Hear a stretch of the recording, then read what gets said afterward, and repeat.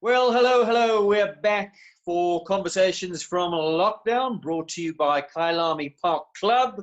Please check out our Facebook page, Kyalami Park Equestrian. There's lots of interesting videos there for you to watch in this series.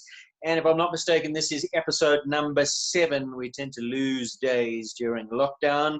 I think it's Monday. I'm not sure. Go and check out our competitions. We've got a wonderful Ken Farrington skipping competition, the funniest video, the most entertaining, the video that gets the most likes on our YouTube page, which is Kyalami Park Equestrian. Go and search for it on YouTube. We'll walk away with 2,000 Rand. And then, of course, we also have our hobby horse derby competition, and that's going to be a lot of fun. So you upload your videos, send them to admin at Kyalami Park club.co.za. We'll upload them to our YouTube page.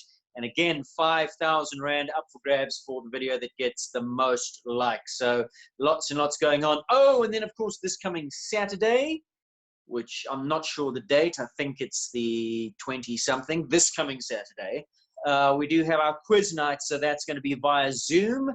And there are wonderful prizes there. I think Western Shop's coming to the party. And then of course these episodes and our competitions in partnership with Equipage division of Hollard. So big thank you to them as well. I'm very happy about our next guest, somebody who hasn't been on our shores for quite a while, but making big waves overseas in Europe, a young rider.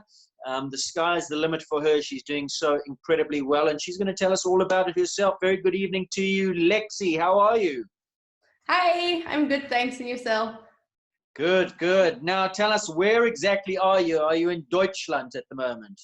I'm in the land of the Germans, yes. And are you locked down? What's the story there? Well, fortunately, we're not as bad as you guys, actually. We're allowed to move around. Every shop was actually closed for, I think, about 3 weeks. And small shops were allowed to open today again. And then the biggest shops will open on the 4th of May, I think. So they're slowly starting to open everything up. But we were allowed to move around. Yeah. And has it's obviously affected the shows. There's no shows going on, but yeah, your training, your day-to-day life in the yard, and the horses that you ride and the people that are allowed in, has anything changed? I was reading an article, Paul Schockemoeller, about him and how they're having to, they had to social distance in the arena, so they didn't have as many horses, so they had to put people on schedules and work through the night and change things up. Anything like that where you are? Not really by us, because we don't have such a big facility as Paul does. So we have 23 horses at the moment. There's 4 of us that work here, and then we have another client with 9 horses, and he has 3 people. But we have 2 really big rings, so we can also kind of social distance like that. But yeah, I wouldn't say it would, like, it hasn't like changed. Yeah. So no shows happening though?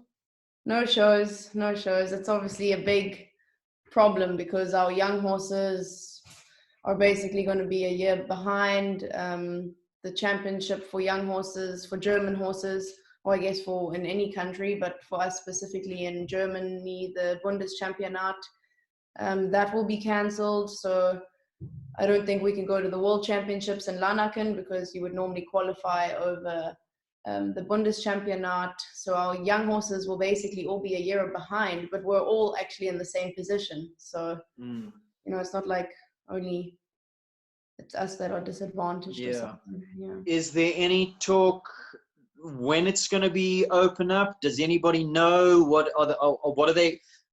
are they hoping it will? What's the best case scenario?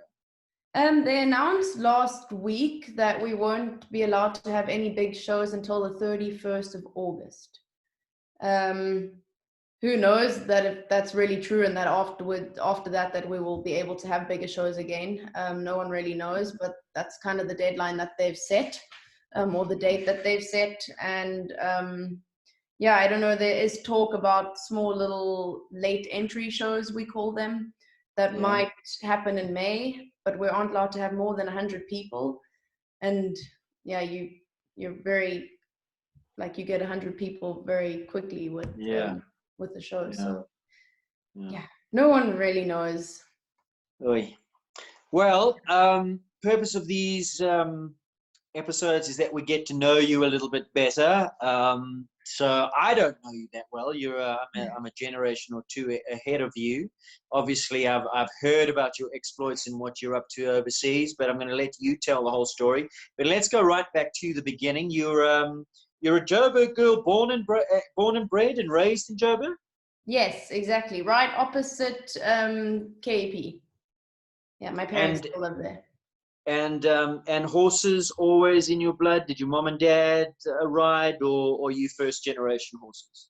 My dad rode a little bit. My mom rode a little bit. My dad was actually an eventer, but he did it mainly for the fun of it. He enjoyed going to the shows, and they say eventers have more fun. So yeah, so he did that, and my sister also rode. My sister's 4 years older than me, and I started riding when I was 3, I think. We always had horses on our property, so I guess I always grew up with them.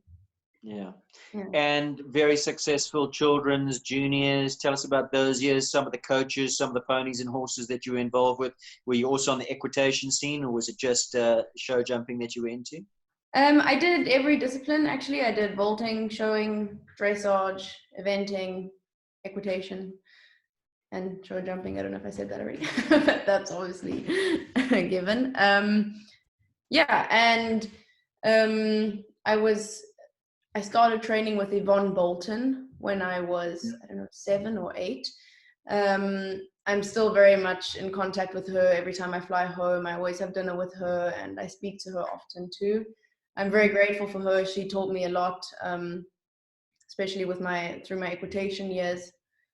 Yeah, and then I moved on to Dominique Alexander. Did Yvonne ever tell you her pedigree, by the way? Do you know Yvonne's horse pedigree? No. You don't? It's quite special. Ask her to tell you about her dad and her family's background. Okay. Yeah. All right. Maybe I did hear once, but yeah. Must have forgotten. I'll give you a quick rundown. Yvonne's dad was a guy called Sid Garrett, who was probably one of the most famous horsemen in South Africa. He was the only person to have owned, ridden, and trained July handicap winners. He was first a jockey, and then a trainer and an owner, and he's the only person to have done all 3. Very, very famous. Very wow. famous. Okay. Racing, so so Yvonne was Yvonne Garrett. Anyway, segue back to you. If you're watching this, Yvonne, I'm sorry. I learn something new every day. So obviously through Yvonne, you were very much into the equitation as well. Yes. Definitely. The Philip Smith trophies and all that. I won the Philip Smith in, I don't remember. I think 2012. No, must have been earlier than that. 2011. Yeah. All right. So top junior career, Philip Smith trophies. You obviously jumped in the top levels in show jumping in juniors as well, and had a lot of success. Yes, I don't know if I had so much success, but I had a few nice horses, and I trained with Dominique Alexander actually when I was still on ponies until I was about 12 or 13, I think. And then from Dom, I moved to Loretta and Barry. And then I was with them until I left, yeah. Okay. And that brings us to the point where you decided to move. Did you decide, how did it all come about? Was it initially just supposed to be a little, let's go and have a look at what's over there, or did you get an offer, or you tell me? Well, basically, when I was 15, I trained often in Germany, specifically for vaulting, when I was younger. And when I was 15, I was in Hanover, and I was kind of looking for a new horse, and Barry and Gava Triggle said, well, why don't you go and have a look at some horses at Hilmar? And I was kind of in the area, so my mom was with me at the time, and I drove to Hilmar and I tried a few horses, and then I actually ended up buying one. And when I was trying the horse, Hilmar said, if you're ever looking for a place to ride one day, you know where to come. And I said, well, be careful what you say, because I would really love that. I always wanted to do what I'm doing now since I was very young, probably 13 or 12, 13, 14. So it was always a dream of mine to come here. And yeah, then I kind of kept the contact through Hilmar throughout the years. And when I was 17, I told him I'm in my second last year of school. When I'm done with with school, I want to then come over to Germany. And yeah, that's how it all happened. So I came in April 2015. So yeah, in the year where I turned 19. Your parents are obviously very, very supportive of your writing career. Did they suggest, well, maybe you should study first before doing this, or did they always know that Lexi was focused on the horses? That's what she was going to do, so there's no point. Yeah, my parents are unbelievably supportive. I'm very, very lucky. My dad never put pressure on me to study. I didn't know what I wanted to study, and all I knew was that I wanted to ride. And my dad supported me 110%, and my mother too. So yeah, that was never a question. He said, if you don't know what to study, then go and ride, get it out of your system, see what happens. Because obviously when I first came over here, it wasn't sure that I, would end up staying so long. Obviously I wanted to, but it is very difficult moving to a new country and completely alone. And I was so young, and it's different people, different mentality, different language. Yeah, so that was obviously a very big step, but they supported me fully. And yeah, I still haven't studied, but I don't have time to. And it's still your dad said, get it out of your system. It's now firmly in your system. It's not Yeah. going. So, yeah. Yeah. So Yeah. tell me about that first year, because I would imagine that would have been the most difficult, acclimatizing, learning a language. True. Are you fluent now in German? You had to learn German, or did you speak any German before you went, or do you converse in English? No, I didn't speak any German before, but my dad is Afrikaans, so I did. It's not the same thing. It's not the same. It's same, but different. It helped a lot. It really helped a lot. Like there were a few words. There are a few words that are similar, and it did help. But yes, it's not the same. Not the same at all. I can't speak Afrikaans at all anymore. Can you speak German? Yes, I'm fluent in German. Hence the accent. I get teased often about my accent. But then I was actually speaking to my mom a few weeks ago, because she was with me in Spain before this whole coronavirus thing blew up. And yeah, because my sister, she likes to make fun of me often, but it's okay.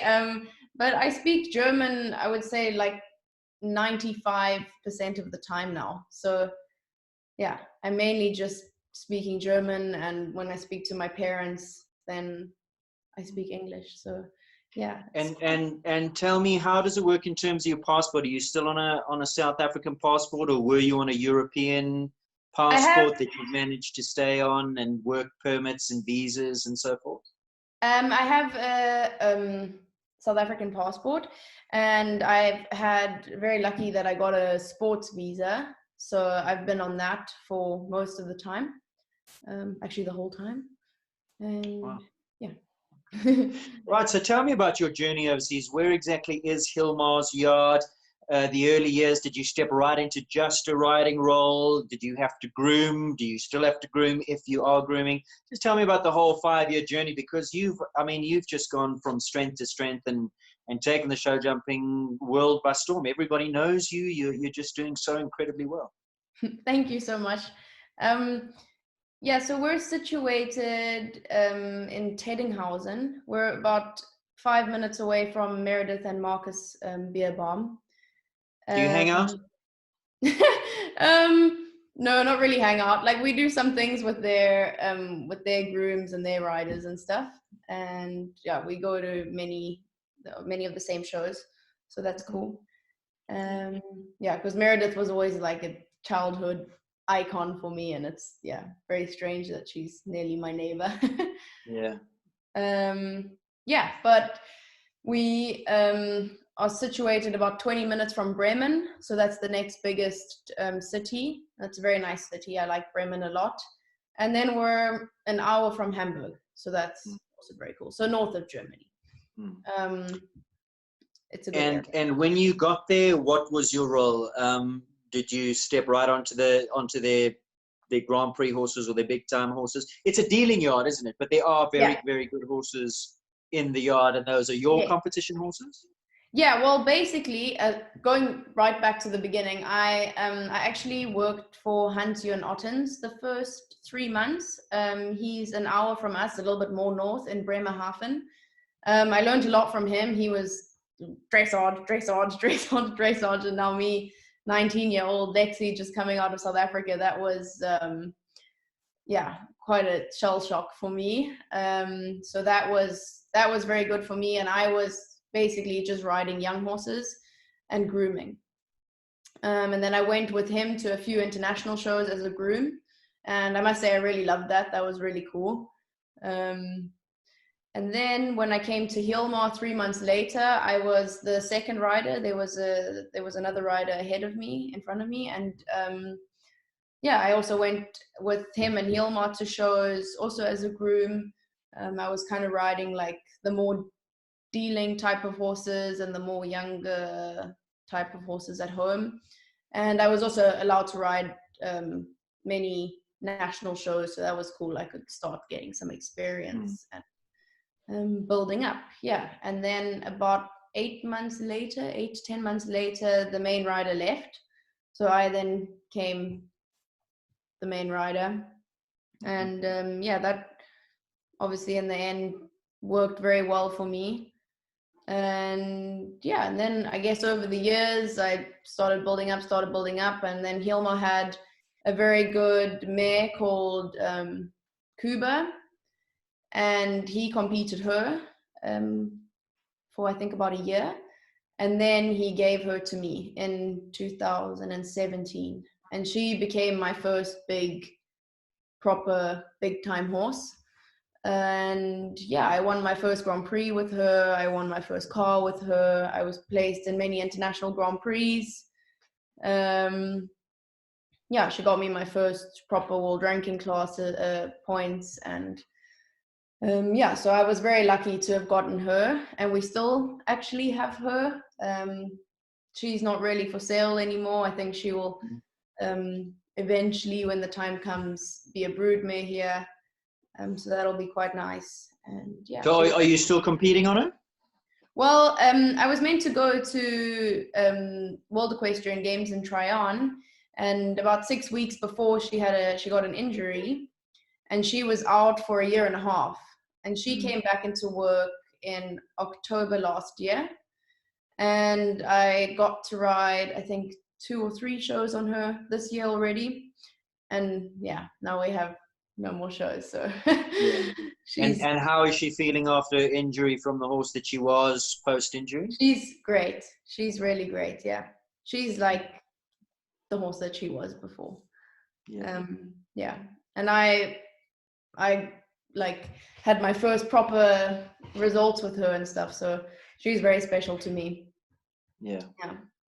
So the show circuit that you compete on, the shows that you go to, you crisscrossing all over Europe. Where do you compete mainly? I would say mainly Germany. We do a few shows in Holland, a few shows in Belgium, and then we go to Spain. We do like a tour once a year.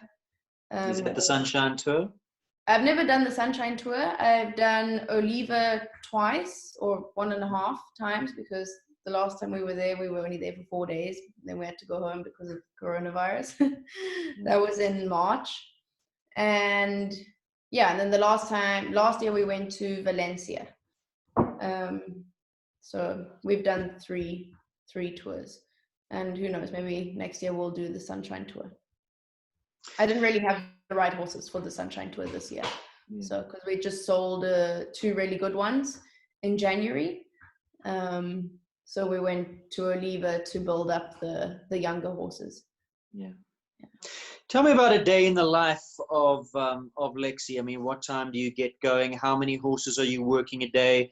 Are the work schedules pretty much the same as they are here? The conditions, the arenas, are you indoor, are you outdoor, your facilities? We want to know what it's like over there. Is it a completely different kettle of fish, or are there lots of similarities? Well, basically, I start in the stable at 7 o'clock in the morning. I start with feeding and mucking out and giving hay. All of those normal So are you steps. telling me that even though you're Grand Prix riding, you're still grooming and cleaning Yes, of stalls? course. And I love Aha. it. Like, it comes with the job. This is what we It was like a to life. hear. Yeah. No, and to be honest, Hilmar is in the stable at 7 o'clock every morning too. And he has 3 of us that can do it. But yeah, it's like here it's a completely different lifestyle, you know. It's everybody lives for the sport and everything that comes with it. So it's not just riding your horse, putting it away, and then starting again tomorrow. It's pretty intense. Yeah. So you've either got to accept it and understand that it comes with it all, or So when you say it comes with it all, what are you talking about? You're talking about mucking out? Are you yeah. grooming? Are you tacking your own horses? You're doing the cool-offs? I mean, how many can you get through a day when you've got all those chores to do as well? Well, we get done with the stable in about 30 minutes, and then we all have breakfast together from 7:30 until 8. And then I start with riding until 1 o'clock. So from 8 until 1, I'm basically riding. I have a lady who helps me in the morning get my horses ready, and so that I can obviously get more done. And yeah, like today I got 10 done. Last week there were a few days where I did 11. One day I did 12. But otherwise, yeah, I would say between 8 and 11. Between what hours? Between after breakfast until 1 o'clock, you putting in getting so many horses done, or is there lunch and then you're doing more horses? Yeah, I have lunch at 1 until 2, and then I start riding at 2 again. And then at 4 we normally give hay. So I maybe just make a quick break, give hay, and then ride another one before feeding hard food. And yeah. So what time are you finishing your day? About 5:30. Right. And that's an average day, 10 to 11 horses plus mucking out. And so you do have grooms who come in and groom the horses, but all the just one. mucking. We just have one groom, and then we have a stable guy. So he helps with those stable things. So we each have like a stable to do in the morning. That's why it just takes 30 minutes with 4 of us. Yeah. And then we have one groom that comes from 8 until 4, and she helps me and the other rider. We have another rider too. Is anything automated there that it makes it a little bit easier than what it is here? Automated water or? Yes. I don't know. Yeah, they have automatic drinking bowls, and yeah, other than that, that's about it, I would say, because we have it's still a lot of hard work. But they have one too here. In South Africa, they also have horse walkers. I know Barry has one. Yeah, we're quite big into our walkers now. Yeah, they're great. And tell me the types of horses that are coming in. When you say you're doing 10 a day, are those yours every day, or do you mix them up a little bit? Some days Hilmar will work, some days or is that your string of horses and you produce those, and when they're sold, then the next one comes in, the next one comes in? I would say I have a group of 12 at the moment, I think. And yeah, so those are basically mine that I ride, not every day. Obviously, I have actually have one 3-year-old at the moment, a 4-year-old, and then a 5-year-old. So you don't work those every day. Yeah, and Hilmar also rides about 3 to 4 horses every day. So it depends if he takes one of mine, or if he takes one of our other riders. Yeah, he kind of decides on the day. But yeah, otherwise we kind of have our group of horses, our list, and then we can kind of make our own plan how we work them and which day they go in the walker or in the paddock, stuff like that. So not the horses aren't all getting worked every day. What is the general work schedule for each horse? Like say you start on a Monday, they'll do this, a Tuesday they'll do X, Wednesday. Well, actually we don't jump our horses at all unless it's before a show, or maybe if a client's coming we'll have to jump them the day before, but otherwise we basically just work on their fitness and their flat work. So I would ride the older ones, I would ride every day, maybe give them one day off on a Wednesday or something like that in the middle of the week, at the moment. But when we're leaving for shows every week on a Thursday or something, then you kind of work them the whole week leading up to that, and then maybe the Monday they would have off. Yeah, and then the younger ones you kind of give off a little bit more. You give them a few more days in the walker or in the paddock, in between and stuff. But the older And when you say you're not jumping them at all, pole work, cavalettis, little gymnastics, none of that?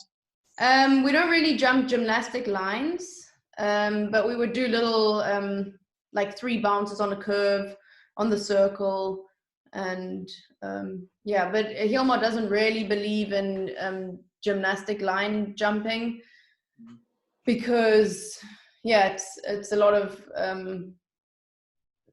work on the horse's legs, and Those horses know their jobs, I guess, yeah. and you know, there's no competitions for gymnastics, I take. No, yeah. Well, for example, my best horse, Quintato, he's 15, so he knows how to jump. He's very careful, and he knows his job when we get to the show. So I don't jump him at all. And then 2 days before the show, we will give him a little jump, but never a course. I would never jump him a course. Maybe just a combination, maybe one line. A vertical, an oxer, maybe with a pole in front or a pole behind. So horses like that know their job, you don't need to jump them every week to keep them. But for you, I mean, in terms of keeping your eye in and keeping your, you know, just keeping yourself in the game, are there that many shows every weekend? Are you competing, and is that enough jumping for you to keep yourself confident?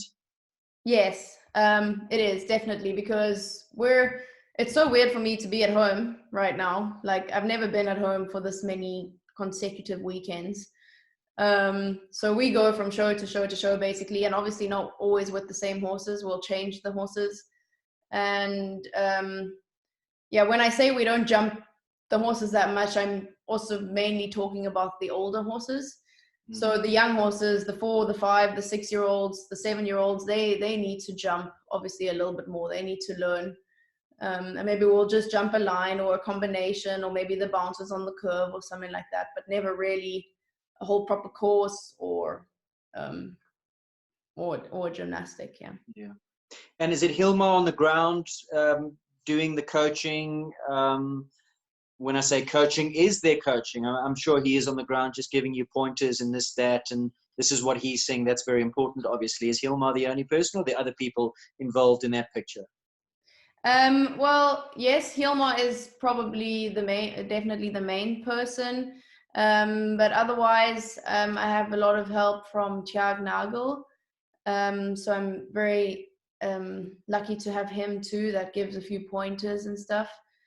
Excuse my ignorance, but who is he? I've never. Tjag Nagel, he's a very famous German rider. He's from like the other side of Hamburg, so North Germany. He was world champion, I think Olympic champion. And yeah, now he's training. He trains Jana Frederike Meyer. His son, are you talking about show jumping? Are you talking about flat or dressage? No, show jumping. Oh, how old are we talking? Because I feel very bad now that I don't know this person. I feel incredibly ignorant when you're rattling off a resume like that. I'm going, oh, why don't I know this person?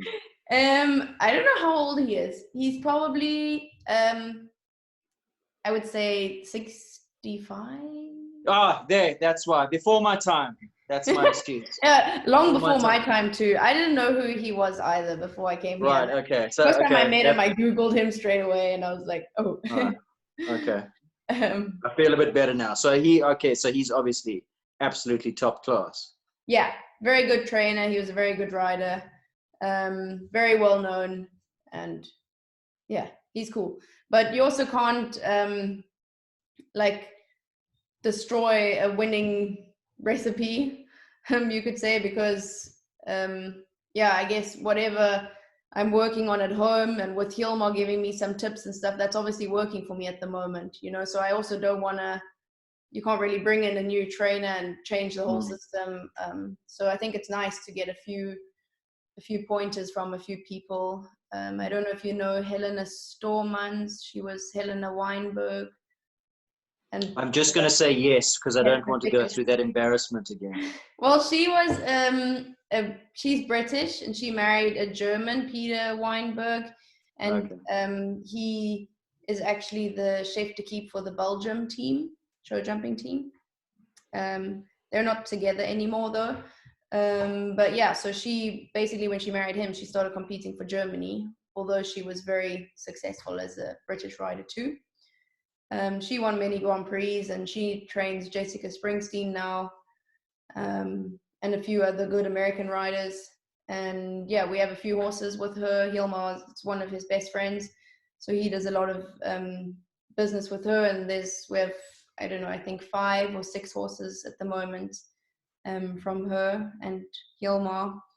And yeah, she also helps me too when we see each other.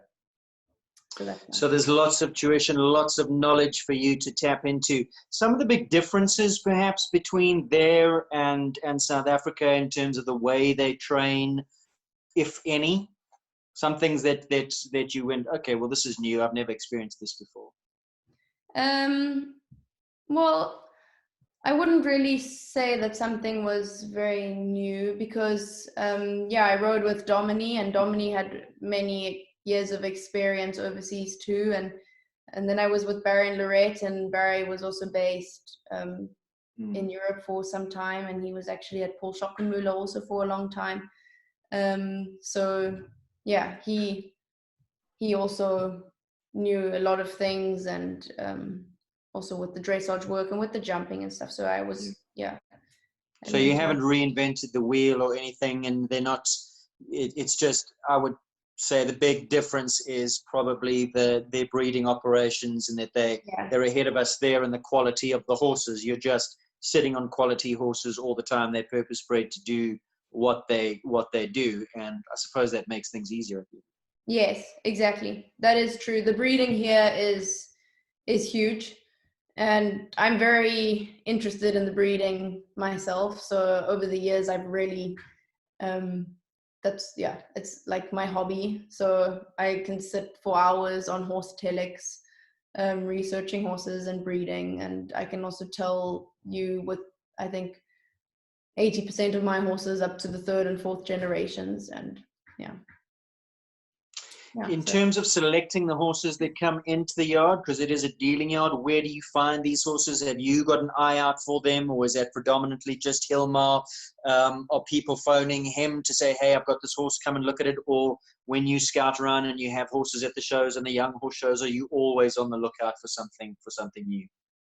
Yeah, well, that's mainly his job. So although when we are at some shows, like, I do try and watch as much as I can, and then I'll be like, hey boss, I saw a really nice horse, like, you know, maybe you should look. And then maybe sometimes he'll say like, no, not that one, or he'll be like, yeah, really good, go and ask them or something. And he also most of the time sends me to the people to ask, so that's also good that I'm, you know, learning how to do those things too. Yeah, and otherwise we have a lot of people that look for horses for him. So he always says the best horses come to us, and they find us. So they drive onto our farm and someone will come and bring a horse. And it's really amazing to watch Hilmar choose a horse. There's been a few times where I've sat on a horse and I'm a little bit like, this one's, you know, like quite a normal horse. And he's like, yeah, what do you think? I bought it. And I'm like, yeah, like, yeah, I think it was a nice horse. He's like, oh, I love it. I love it. It's a really good horse. And I'm a little bit skeptical. And he's like, she's just inexperienced. She just needs a little bit of time. I promise you, she's a good horse. And then a few months later, it's like becomes one of my best horses, you know? So he can see a horse in the dark with really long hair, no shoes. And yeah, someone will just bring it by and he'll be able to say, obviously there's been some times where he has been wrong, but 90% of the time he's always right. So when he says it's a good horse, you can trust him. He's got an eye, as they say. Yeah, no, that is and true. Tell me the average turnaround time between the time that it comes in and when it's sold, or is that very different for every horse? You give them how much time they need, you buy them as maybe a 2 or 3 year old, but you know that the horse is going to be there until it's a 5-year-old, or is everything as soon as there's an offer, they go? I guess every horse is for sale for the right price. I've also accepted that, and I also love that that's what I do. You know, I love training the horses, building them up, producing them, and then they get sold to a really big name and to a really good rider. That makes me really proud. So I do enjoy that. There's obviously been a few horses where I've been like, this one's been a hard sale, but yeah, you know, then Hilmar says, don't worry, I'll find you a new one. And then literally like the next day there's a new one in the stable. And that's how it keeps going on. And, you know, that keeps me busy. Yeah, I find you get new horses and then they're all different and you get to work on them and produce a new one. And that's a lot of fun. Yeah. What was the question again? There was something else that I wanted to say, but I forgot. No, you answered. I just said how, you know, horses that do you give them the time that they need, or they all for sale? Yeah. So there are some horses that, let's say we buy them as a 5-year-old, and Hilmar will say, we're going to keep this one for 2 years. And when it's 7, then we'll, you know, ride at a few big shows and then hopefully sell it. So then you kind of have a plan as to, you know, how long you'll be working with them. But then obviously there'll be a client and they'll phone and they'll say, yeah, but we want this horse, you know, then things might change a little bit, and that's okay.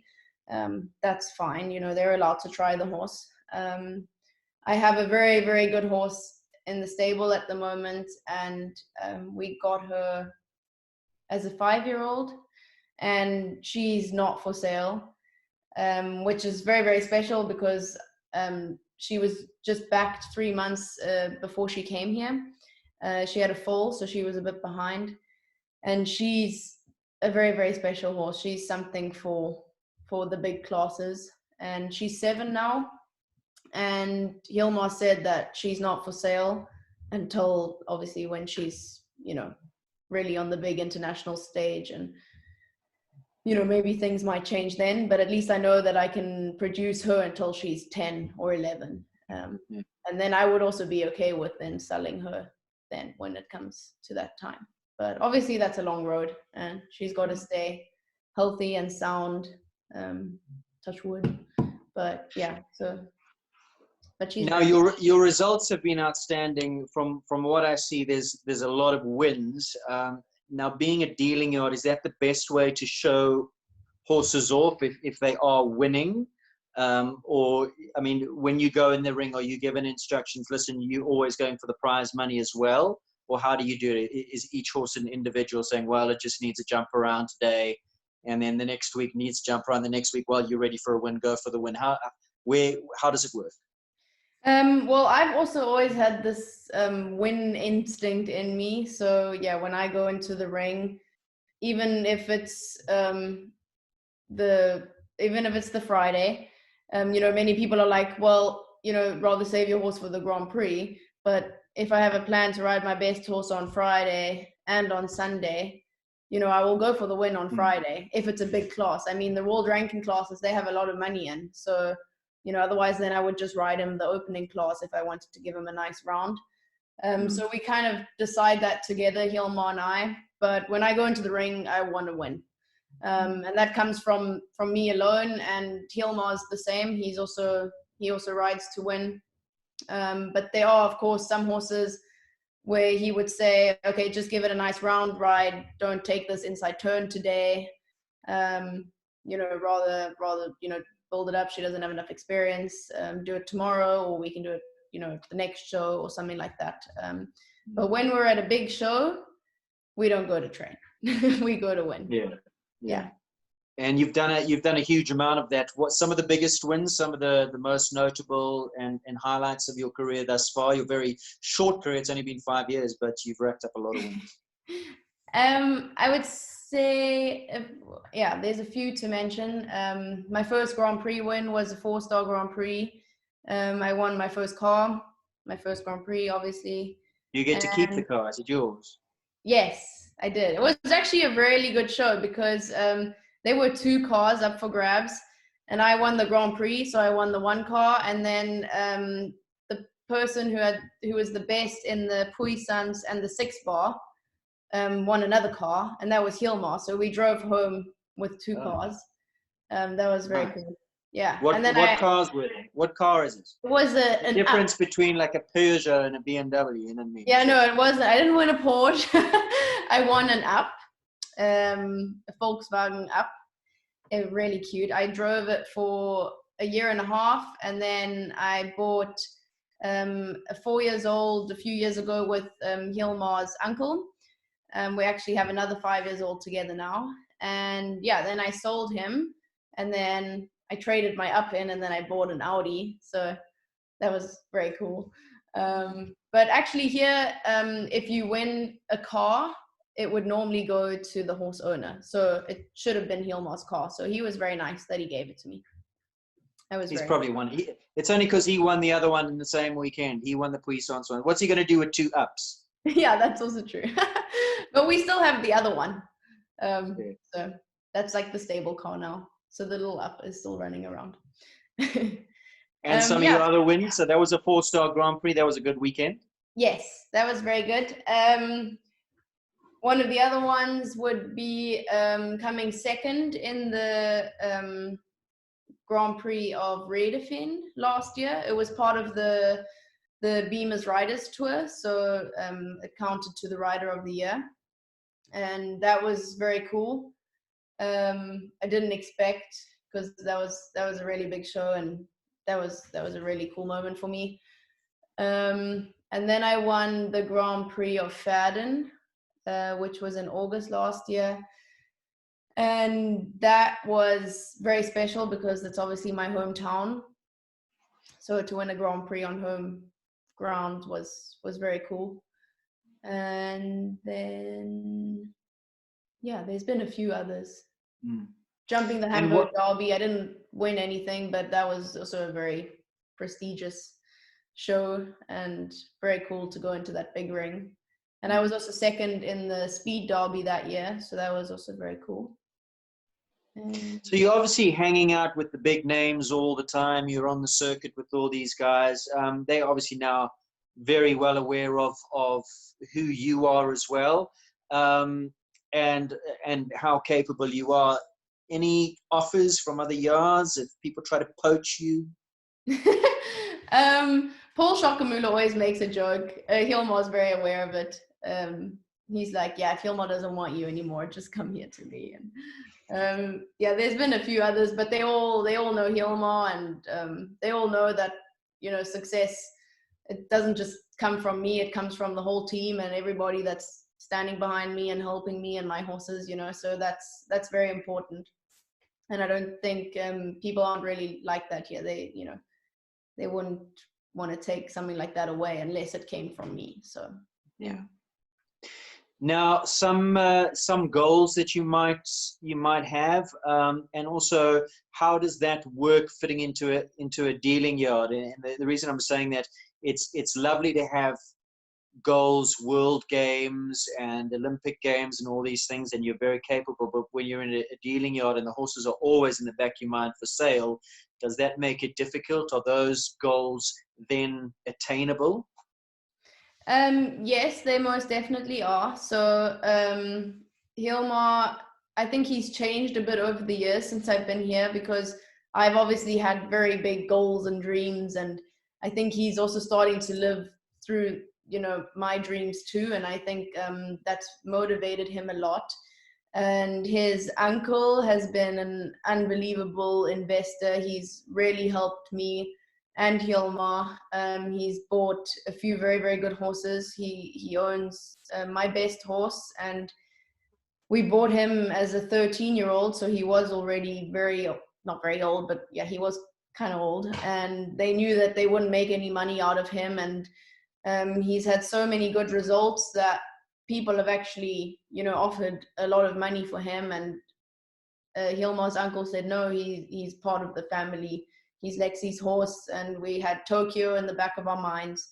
So he's like, this horse is not for sale, and he will retire here. And Hilmar's like, I completely agree. This horse isn't going anywhere. And then I said to you with like that young horse, the 7 years old, she's half owned by Hilmar and half owned by another guy. And he's also been an amazing investor. He stands behind me 100%. And yeah, he wants to help me live my dreams and achieve my goals. And hopefully she could be something for the next World Games, and who knows about the next Olympic Games. I mean, it's very far away, but yeah, I guess if you don't have any goals, then you have nothing to work towards. So that's Are very there, will you stay on the South African passport, or are there ideas maybe to change to German passport? And the reason I say that is it's as a South African, there's sometimes limitations in competitions that you can go to, or can you just go as an individual, Olympics, World Games? Yeah, so that's yeah, it's a very difficult decision. Obviously the decision has to come from me, and I'm not going to say that I haven't thought about it. Yeah, so we'll... Sorry if I've put you on the spot. all good, all good. I mean, South Africa will always be home to me, and I love my country. And yeah, but yeah, who knows what will happen in the future. And the German Federation, do what's best for you. Yeah, and yeah, exactly. In the end, I have to do what's best for me. And the German Federation have also been wonderful. They stand fully behind me. So if there's talk about a change or something, that yeah. But who knows? South Africans that are over there as well. I know that Toki's now gone over to the US, but Oliver, I don't think is too far away. Where is Lexi Carter? Do you bump into them? Do you see them? Do you converse? Or are you now as a German with the Germans? I've seen Ollie a few times. The last time I saw him was in Paderborn in September last year. But otherwise, I would probably say I've seen him, bumped into him about 4 times since I've been here. He's in Holland. So it is quite a way. And I guess we ride completely different shows, and then it does happen that we ride the same shows. So you guys don't hang out. It's not that you need that South African camaraderie. You're now firmly entrenched. You've got your own team behind you. Yeah, yeah. But when we do bump into each other, it is always nice to see another Safa, obviously. Yeah. And Lexi Carter, I actually spoke to her the other day, and she's in London, I think. Yeah. Okay. Yeah, and Toki I don't see anymore because he's really far away. Yeah. And tell me, trips home, have you been home much? Do you get back to South Africa ever? Is December here, or is it difficult to get home with your schedule? Well, I try come home for Christmas.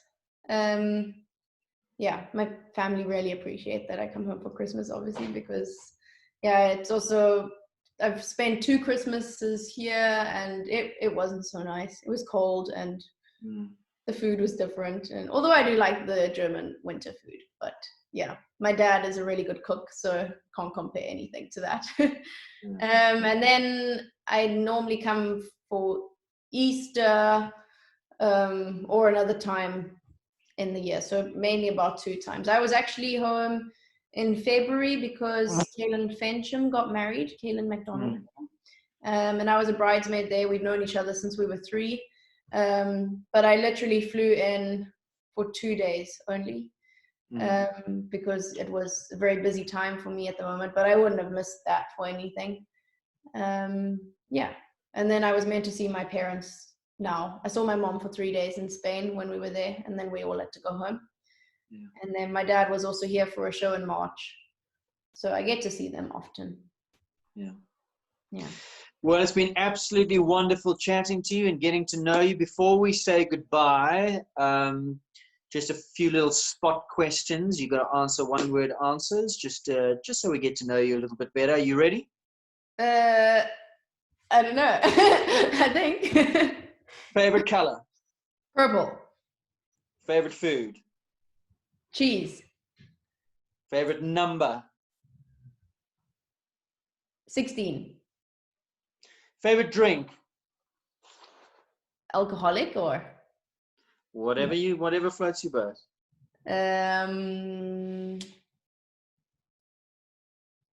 Gin and dry lemon. Tea or coffee? Tea. Dogs or cats? Dogs. Favorite band?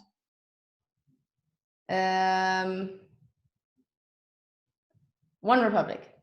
If that's favorite song?